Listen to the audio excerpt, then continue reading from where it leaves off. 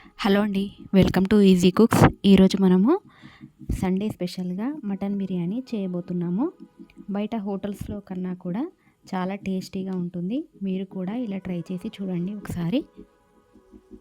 ఈ ప్రాసెస్లో మీరు కూడా ట్రై చేసి కామెంట్ రూపంలో తెలియజేయండి.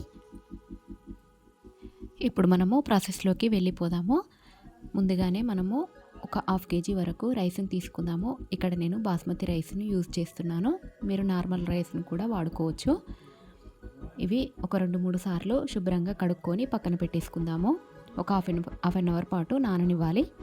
ఇప్పుడు మనము 1/2 kg వరకు మటన్ తీసుకున్నాను. ఇక్కడ దీంట్లోకి ఒక 2 స్పూన్ల వరకు కారంను, అలాగే 1 స్పూన్ వరకు సాల్ట్ని, కొద్దిగా అల్లం వెల్లుల్లి పేస్ట్ని, కొద్దిగా పసుపును, అలాగే మసాలా దినుసులను, ఒక 2 స్పూన్ల వరకు ఆయిల్ని, కొద్దిగా పుదీనాను అన్నీ వేసుకొని మ్యారినేట్ చేసి పక్కన పెట్టేసుకుందాము. ఇక్కడ నేను ముందుగానే ఫ్రైడ్ ఆనియన్స్ చేసి పక్కన పెట్టేసుకున్నాను. అవి ఇందులోకి యాడ్ చేయడానికి. ఇప్పుడు ఇందులోకి ఫ్రైడ్ ఆనియన్స్ చేసిన నూనెను కూడా వాడుకోవచ్చు. ఇక్కడ మనము చికెన్ బిర్యానీలా కాకుండా చికెన్ని మనం వండకుండానే డైరెక్ట్గా పెట్టేసుకుంటాం కదా. ఇక్కడ అలా కాదు, మటన్ కదా, అది తొందరగా ఉడకదు. కాబట్టి ఇప్పుడు మనము ఇది కుక్కర్లో కొద్దిగా ఒక 2 విజిల్లు వచ్చేంత వరకు ఉడకబెట్టుకోవాలి.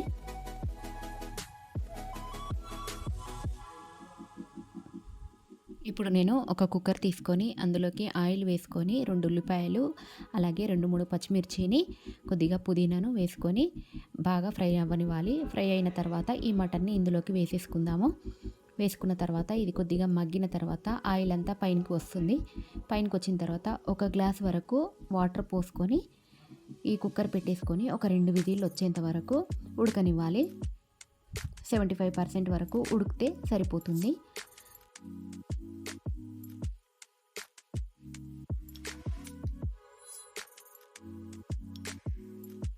ఇక్కడ మటన్ ఉడికిపోయింది. ఇప్పుడు వేరే బౌల్ తీసుకొని అందులోకి మటన్ వేసుకొని స్ప్రెడ్ చేసుకోవాలి. ఇది దమ్ చేసుకోవడానికి.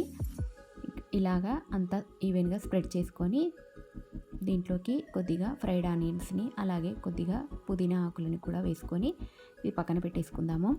ఇప్పుడు ఒక వేరే బౌల్ తీసుకొని అన్నం ఉడకబెట్టుకోవడానికి అందులోకి కొద్దిగా మసాలా దినుసులు, అలాగే టేస్ట్కి సరిపడినంత సాల్ట్ని వేసుకొని, అలాగే 2-3 పుదీనా ఆకులను కూడా వేసుకొని బాగా మరగనివ్వాలి. మరిగిన తర్వాత ఇందులోకి రైస్ వేసేసుకుందాము. రైస్ కూడా 75% వరకు ఉడకనివ్వాలి. అలా ఉడికితే సరిపోతుంది. ఇక్కడ రైస్ ఉడికిపోయిందండి. ఇందులోకి దమ్ చేసుకోవడానికి మనం మటన్ పెట్టుకున్నాం కదా, ఇందులోకి వేసేసుకుందాము. ఇలాగా అంతా స్ప్రెడ్ చేసుకొని దీంట్లోకి ఫ్రైడ్ ఆనియన్స్ని, కొద్దిగా పుదీనాను, అలాగే కొద్దిగా నెయ్యిని ఇందులోకి వేసేసుకొని దమ్ చేసుకుంటే సరిపోతుంది. ఇక్కడ నేను దమ్ చేసుకోవడానికి ఇలా పెంకను వాడుతున్నాను. గిన్నె పల్చగా ఉన్నప్పుడు ఇలా పెట్టుకుంటే కింద మాడకుండా ఉంటుంది. అలాగే మీదంగా కొద్దిగా బరువును పెట్టుకుంటే గాలిపోకుండా మంచిగా కుక్ అవుతుంది. ఇలాగా బిర్యానీ రెడీ అయిపోతుంది. చాలా బాగుంటుంది. ఒక హాఫ్ అన్ అవర్ పాటు పెట్టుకుంటే సరిపోతుంది. ఎందుకంటే మనం మటన్ కూడా మొత్తంగా కుక్ చేసుకున్నాం కదా, అలాగే రైస్ని కూడా 75-80% కూడా కుక్ చేసుకున్నాం కదా. చాలా తొందరగానే రెడీ అయిపోతుంది. ఒక హాఫ్ అన్ అవర్ పాటు పెట్టుకుంటే సరిపోతుంది.